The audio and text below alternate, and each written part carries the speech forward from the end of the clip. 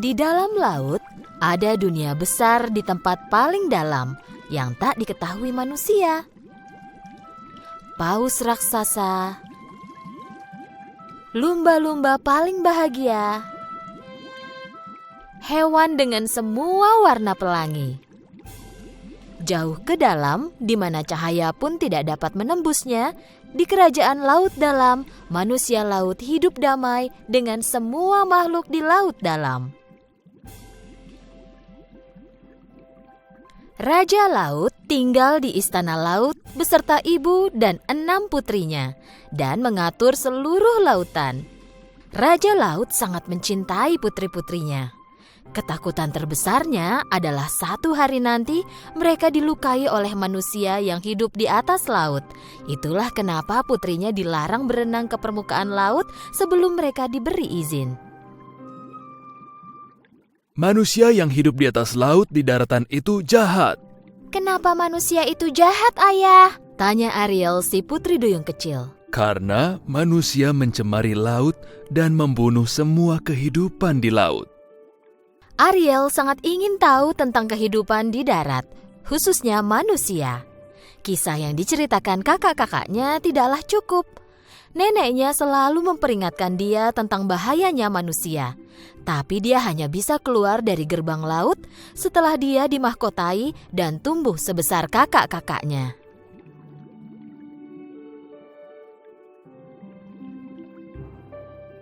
Ariel memandangi kakak-kakaknya ketika mereka berenang menjauh. Dia berencana untuk keluar dari gerbang laut dalam. Dia mengajak temannya lumba-lumba dan pergi menemui Himrom sang paus. Karena Himrom bisa keluar dari gerbang laut dalam kapanpun dia mau. Ariel menceritakan rencananya kepada Himrom. Himrom awalnya tidak setuju karena dia terlalu takut kepada raja. Tapi dia merasa kasihan pada Ariel dan memutuskan untuk menolong. Paus biru besar dan lumba-lumba berhasil tiba di gerbang kerajaan. Melihat Himrom, penjaga segera membuka gerbang itu. Paus raksasa dan temannya lumba-lumba melewati gerbang dengan mudah. Setelah tidak terlihat lagi oleh penjaga, Himrom membuka mulut raksasanya dan membebaskan putri duyung. Ariel, si putri duyung, berenang ke permukaan laut dengan bantuan Himrom. Dia merasakan angin dan melihat langit biru untuk pertama kalinya. Menakjubkan! Kemudian Ariel mendengar suara musik. Saat mencoba mencari sumber suara itu, dia melihat sebuah kapal tak jauh dari tempatnya. Itu pertama kalinya dia melihat kapal. Itu kapal kan? Ayo kita pergi. Lumba-lumba temannya memperingatkan agar jangan pergi, tapi Ariel sudah pergi. Ariel bergerak secepat mungkin ke arah kapal. Kapal itu milik raja. Raja mengadakan pesta ulang tahun untuk putranya. Dia ingin putranya segera menikah. Itulah kenapa semua putri yang bisa menjadi calon istri pangeran diundang ke pesta itu. Dia seorang pangeran. Tapi dia manusia. Lumba-lumba mengingatkan.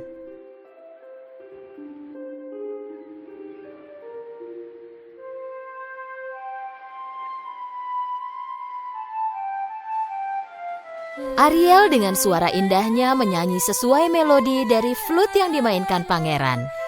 Pangeran mendengar suara Ariel yang indah dan mulai mencari ke sekeliling.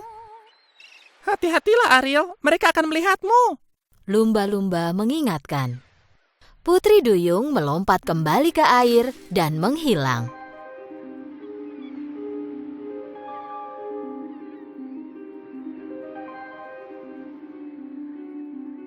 Sementara itu, di kerajaan laut dalam, penyihir laut melihat semua itu melalui bola kristalnya. Akhirnya waktunya tiba juga, putri dari Raja Laut dan manusia.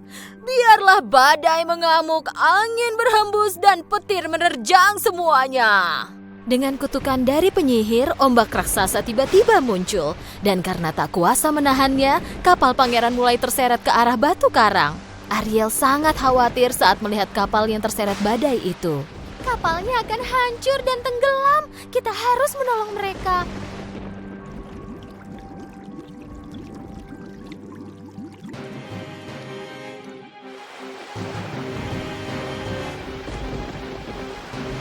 Ariel menyelam ke dalam air mengejar kapal itu. Sambil berenang menembus reruntuhan kapal, dia menemukan Flute pangeran. Lalu dia melihat pangeran, tak sadarkan diri dan perlahan mulai tenggelam.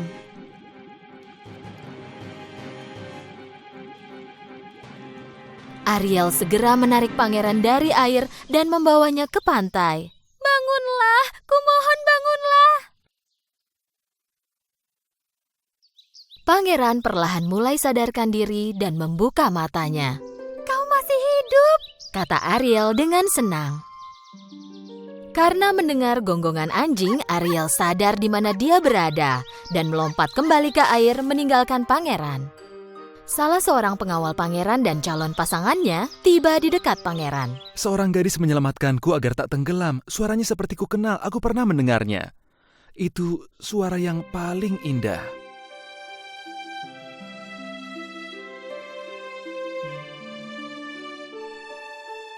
Ariel berenang kembali ke kerajaan laut dalam. Flute pangeran masih di tangannya. Dia tak bisa berhenti memikirkan pangeran. Kemudian Raja Laut datang dan melihat flute yang ada di tangan Ariel. Dia segera menyadari bahwa itu buatan manusia. Kita punya aturan dan aku harap agar semua orang mematuhinya, khususnya anak-anakku. Apa benar bahwa kau yang menyelamatkan manusia agar tidak tenggelam? Aku harus, jika tidak dia pasti mati, jawab Ariel. Cukup, manusia itu membawa kejahatan. Hubungan antara dunia laut dan dunia manusia sangat dilarang. Dengan sangat murka, Raja Laut melangkah keluar. Tapi Ariel masih belum mau menyerah. Ariel kemudian pergi kepada naga, penyihir laut, dan meminta bantuan. Naga setuju untuk membantu, tetapi dia menginginkan balasannya. Sesuatu yang sangat berharga. Akan kusiapkan ramuan yang akan mengubahmu menjadi manusia. Kau akan bisa berjalan dan menari dengan dua kakimu. Dan balasannya, aku akan ambil suara indahmu. Suaraku? Tapi tanpa suaraku? Karena tak punya pilihan lain, Ariel setuju dengan persyaratan dari penyihir. Karena dia sudah siap melakukan apapun demi melihat pangeran lagi. Jangan lupa, setelah 3 hari sebelum matahari terbit pada hari keempat, pangeran sudah harus jatuh cinta padamu. Jika tidak, kau akan kembali menjadi putri duyung dan lupakan pangeran selamanya.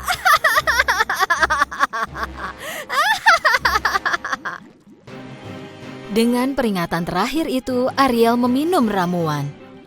Ariel berenang ke permukaan laut. Ketika berenang, ekornya mulai menghilang dan digantikan dengan 2 kaki. Dengan bantuan lumba-lumba, Ariel berhasil tiba di pantai. Dari istananya, pangeran melihat ke arah reruntuhan kapal. Dia melihat gadis cantik berambut merah dan berlari ke arahnya.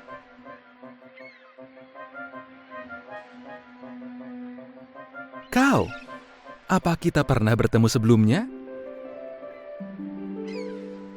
Ya, kita pernah bertemu. Ariel tak bisa bicara, tetapi dia menyerahkan flute pangeran. Pangeran kemudian memainkan melodi yang dia mainkan di kapal.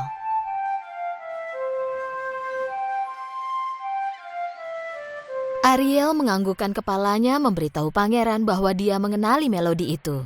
Aku melihatmu saat aku memainkan melodi ini di kapal. Aku mendengar suaramu. Lalu kau menyelamatkanku agar tak tenggelam. Aku sudah lama mencarimu. Pangeran yakin bahwa Ariel lah yang menyelamatkan dirinya. Tapi gadis yang dia tahu dulu adalah seorang putri duyung dan bersuara indah. Ariel mencoba bicara, tapi dia tidak punya suara. Kupikir kau seorang putri duyung.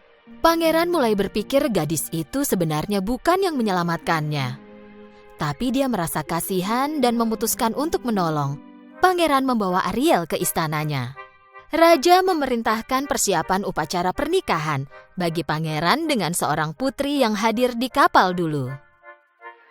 Sementara persiapannya berlangsung, Ariel hanya bisa melihat tapi tak bisa melakukan apa-apa.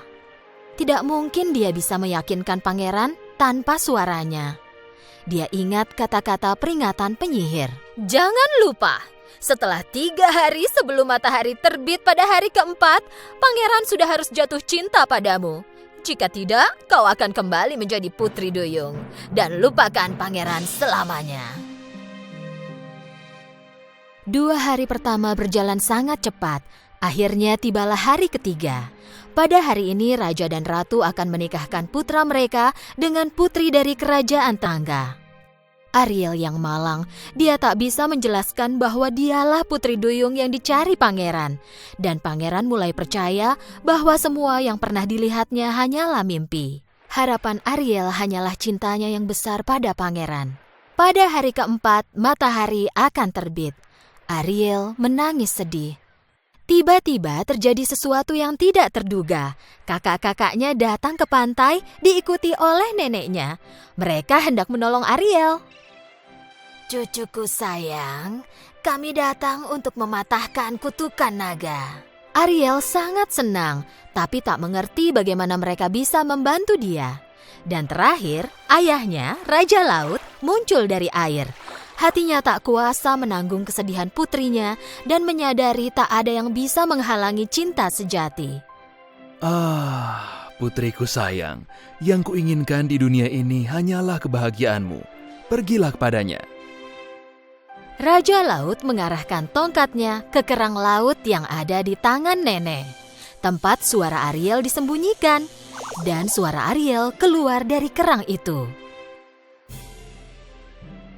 Suaraku, terima kasih Nek, Ayah, aku sangat mencintai kalian. Dengan bantuan Himrom si paus, mereka berenang ke kapal pangeran secepat mungkin.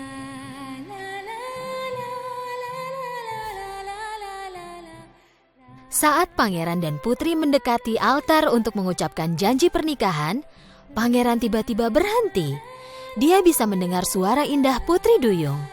Saat dia lihat Ariel datang kepadanya menaiki paus, tanpa ragu dia melompat ke laut.